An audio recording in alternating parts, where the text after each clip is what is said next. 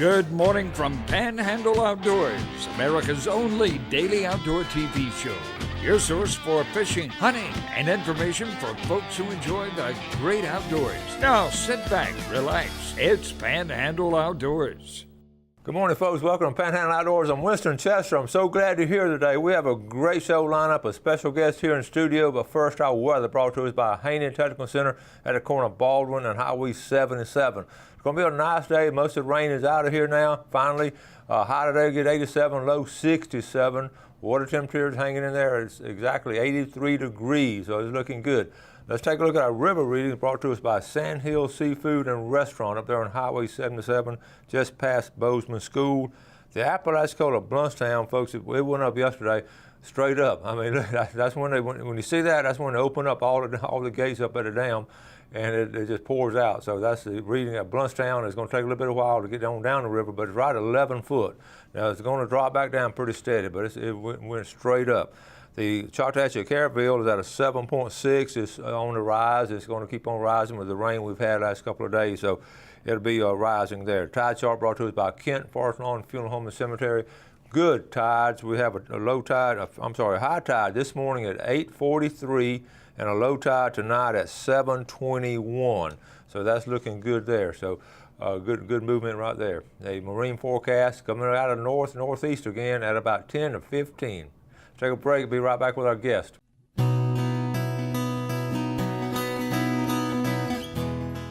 Welcome back, folks, and welcome to our special guest, all the way from Jackson County, around Delwood and Two Egg. Chuck Hatcher. Thank you, Winston. How you doing? I'm doing great. Glad to have you. And we're going to have a disclaimer right here at the very beginning. We're sort of kin to tell us your relation with Travis Bassford, Officer Travis Bassford. Yeah, Travis, I know he comes on your show every month, and we thank the world of Travis. His dad and I are double first cousins, so so Travis and I work together on the farm up in Delwood. Okay, so that's our disclaimer right there, so anything we say.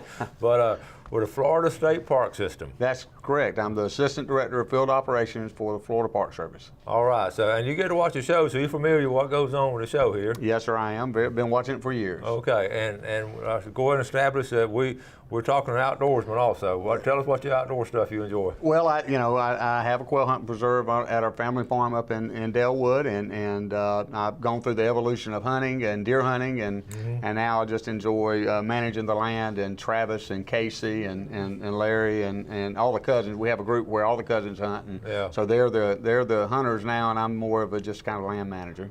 And if you hunted a long time, you know exactly where it's coming from. We've talked about it before. We just soon take somebody in a tree stand, let them pull the trigger. That's it. That's it. So, we try to bring people over. My dad, has guests that he'd like to set up, so that's what we do.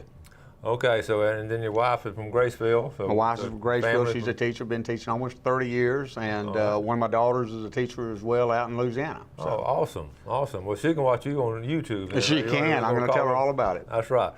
And now, with the Florida State Park, I'm a huge fan. Obviously, if you watch Panhandle Outdoors, you know what a huge fan I am of the state park system, because it just has a great history and it's just beautiful. How many state parks we have? We have 174 state parks. And I've been fortunate enough to visit 104 in the last year. No kidding. 104. That's quite a lot. Yeah, and they're always in such beautiful areas. Yes, so they are.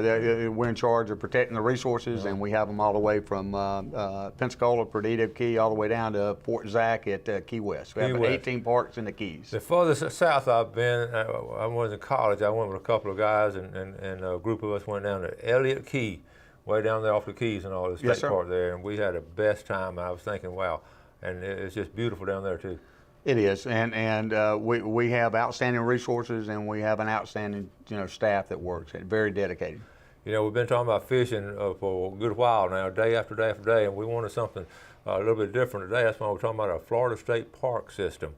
And let's talk about it locally first. St. Andrews State Park is hard to get in there. Oh, it is. And we have a text notification system now you can sign up for. And it'll alert you as the park is filling up, and then it will alert you again when the park is opening back up that over Memorial Day. You know, Okay. we had it a couple of times, and so I'll get maybe on the next break I'll have that up. But Okay. it's a great system, and we have over 1 million visitors. It's just one of our most attended parks in the state. Over 1 million visitors. Yeah, that's great. That's incredible. And then down at Cape San Blas, I started that. That's a natural place. It is, and we just have them. You know, the great thing about state parks, they're in great locations, and it doesn't cost a lot to get in, and we, you know, for the everyday folks, it's a great place to go. So what, in your position, you drive from Delwood from Marianna area to Tallahassee every day? I do. It's about 56 miles, and it takes me almost an hour. It takes me about 2 hours to get to work because I go to work on Central Time and go to Eastern, but it only takes me a minute to get home. I like that. So, but it's pretty neat, and it is. It's not a bad drive, and I get my thoughts together in the morning, and afternoon I'm on the phone, you know, closing out the day. And so you're in the buildings over in Tallahassee, those government buildings right there around the Capitol? Sir. Or? Right by the Harley-Davidson, the second exit in Tallahassee, Capitol Circle, the Duracell, the copper top building, right there by the interstate, so it's real convenient. So well, you can go on the interstate, I-10 all the way. The whole way. And back in my day, all the folks had to go US 90. US 90. I don't know how they did that. I remember when they were building I-10, and right there at Gretna, they had to stop and get off, and then got back on in Marianna, going back west. One of the neatest stories I remember when they were building it, they let the people around Quincy and Tallahassee go dig up all the trees and all they wanted to, the dogwood trees and all kind of, you know, the people knew what trees, where the right of way is going to be, and let them go dig them up, and they replanted them all around the city of Tallahassee and Quincy. But all those great stories about that, and because what that showed was vision, just like our state park system, we show vision for the future. Yeah, we have unit management plans, and everything we do is already thought out and 10 years in advance, and so we are great planners. You really are. We're gonna take a break in a minute, but what fascinates me when I go to different state parks and all, I get a yearly pass. I always got a yearly pass. So I think that's a good idea. It's a great idea. It's very affordable, and it gets you into any of the state parks, all 174. So it's a really good deal. Yeah, I don't even look at the price. It's $100-something now. I think it's $100-something for a family. For a whole family. Yeah. And I use that much just during the July 4th weekend. I go back and forth, and I can launch my boat and stuff like that. So, like I say, you can go anywhere in the state. Anywhere. And we've done that. And it is, and we have them everywhere. I think like there's a state park within 50 miles of any person that lives in the state of Florida. Is that right? Yep. So that's a good stat right there. It really is. We're going to take a break and be right back with Chuck.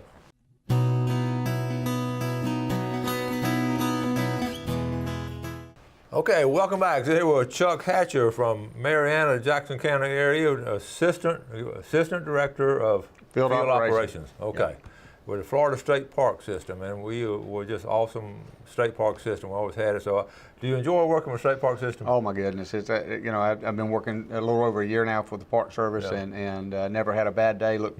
Very excited every day I go to work. So we have outstanding people, and we have an outstanding Park Service. That's awesome. You know, talking about the Tallahassee area, and so all the people around the Bristol, the Monticello, and Quincy, and Marianna, a lot of folks come in every day to work like you do. Yeah. So I know a lot of folks over the years, that, you know, my lifetime that worked over there, and they've always enjoyed working.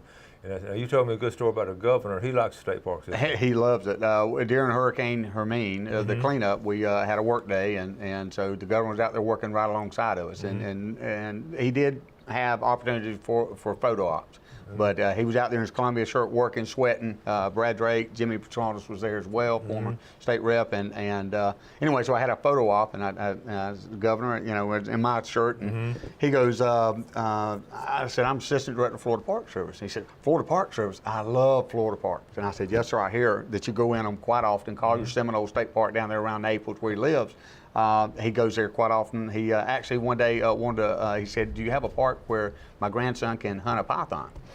and so we like hunt your keys or hunt like, and he said, no, like hunt your keys. So so they came in and didn't find a python, but they showed him a skin of there. But you know, he said, you know, our Park Service, we're the best in the country. We're a 3-time gold medal winner.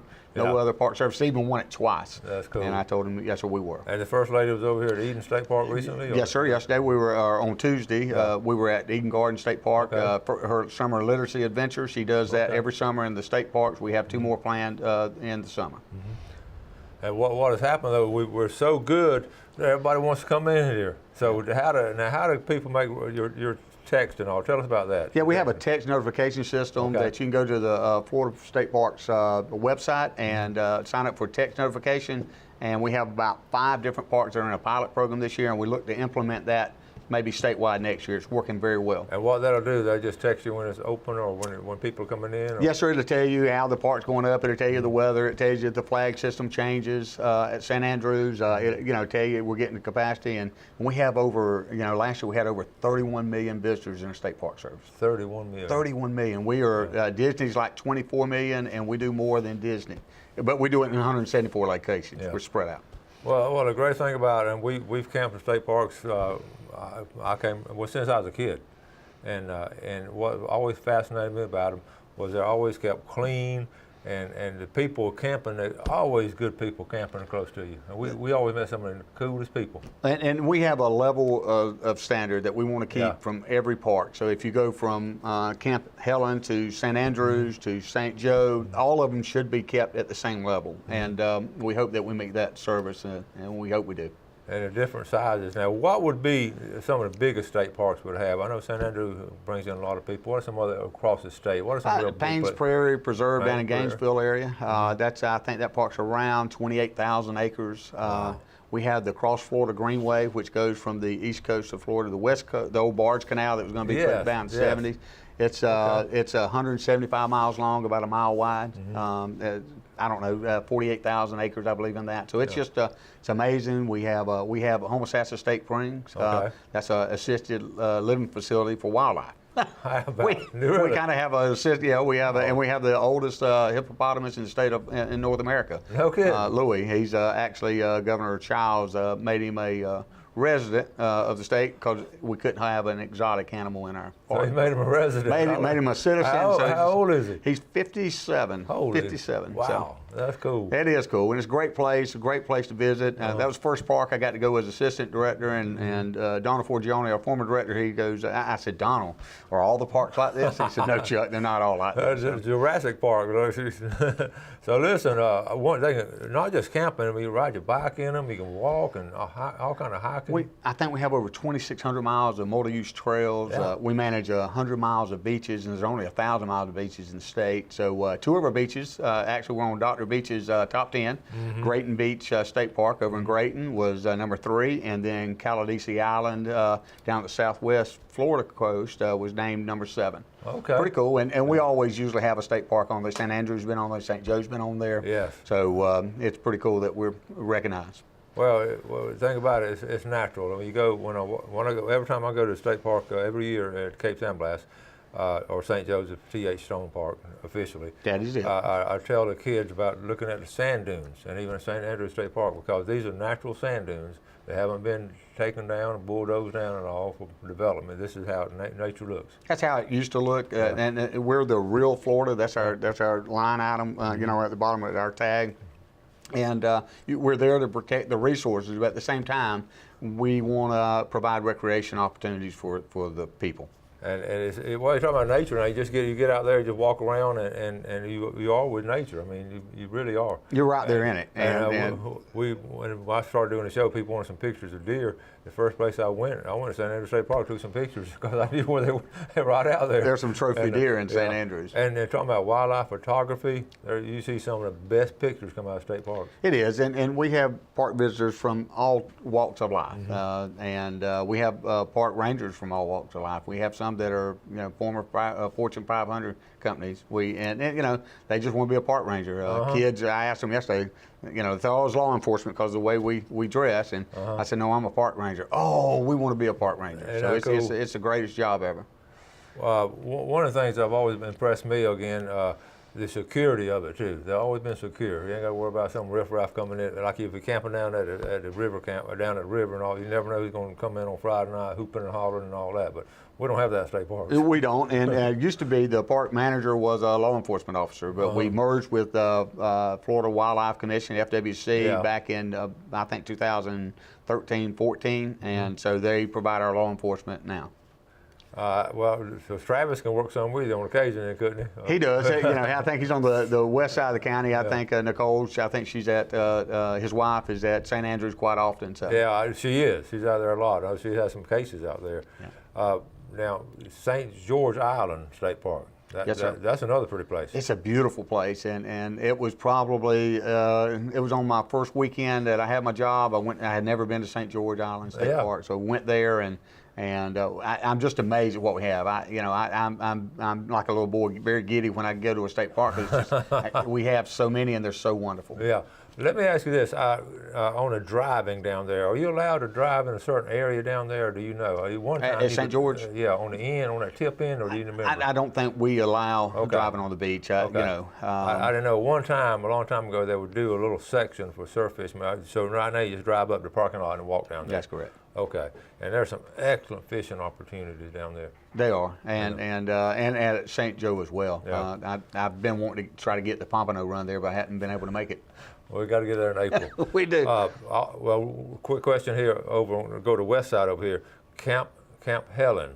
Yes, That's sir. Another beautiful place. Isn't it though? It's just very man. beautiful. We're fortunate to get that into the state park system. Bought it from the family, the company that had Right. it, and it is. They shoot a lot of music videos over there. I think Luke Bryan's shot some videos over there. So it's quite the place. It's you get there and you don't even know you're near any area. It's amazing to be amongst all that stuff. Yeah. Okay. Also, one of my favorite places of all has always been Great Beach State Park. Yes, sir. But I can't hardly get in there anymore. But No. that's a great location. I mean, you're talking about pompano fishing in April.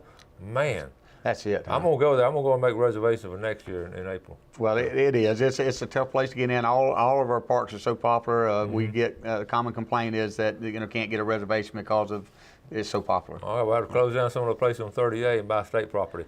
All right, take our final break. We'll be right back. Okay, welcome back. Let's take a quick look at our fishing game time brought to us by Blue Water Outriggers down in Port St. Joe. We're looking at only one time today, right smack dab in the middle of the day from 12:06 to 2:06. Getting back with Chuck Hatcher with the Florida State Park System. So much exciting things are going on. So let's, you mentioned this a while ago. Oh yes, I noticed that the governor was in town the other day and signed the Triumph, bill, and we have some projects that are going to be coming up for funding through the National Resource Damage Assessment. It's an NERDA project. We have four projects. Camp Helen State Park will be on that list. We'll be adding some amenities there that are already approved on unit management plan. St. Andrews State Park, quite extensively. We're going to be doing a lot of work there.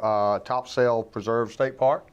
And then Big Lagoon over in Pensacola area. Pensacola. Now, I haven't been to Big Lagoon. Those three that you mentioned out here locally, that's some special places right there. They are, and we're looking. I think it's roughly around $12 million worth of dollars that are going to be funneled in here, and that'll help us out because we did not get quite as much money this year in our FCO. So that's going to really help the District 1 projects. Okay, so the state budget wasn't quite as strong, but this is going to help a lot then. Well, it would. I guess the bottom line is we got funded about the same thing we got last year. The governor proposed $40 million in FCO funding. We were able to get 10, about 14. Okay.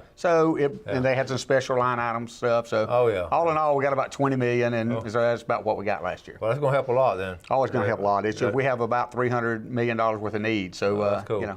We're talking about, you mentioned also about acquiring land, and you mentioned over at Florida Cavern State Park, a family is, go ahead. Yes, the Bennett family, we purchased around 200 acres from them, so we have another acquisition there. So we're always looking for optimum properties around the optimum boundary to purchase. Well, what a great story. I won't go into details, but we talked about this before at San Andreas State Park. That land right there, Jack Mashman was the Florida State representative, and the developers wanted to develop that right after World War II. Jack was I tell you the story, he was in office and the developers went to him and said, if you vote for this or give it to the people, then we're going to get you out of here.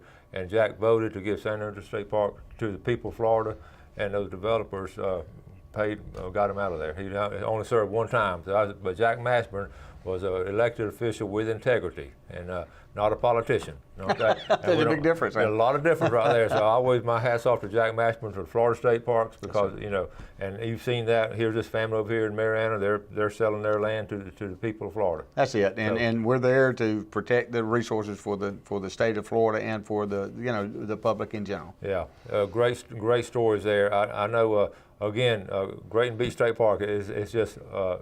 is the best way to get in there just sign yourself up or reserve? It is. You're able to make reservations 11 months out. 11 months. So you can go there and check it out and be ready because it's very popular. Yeah.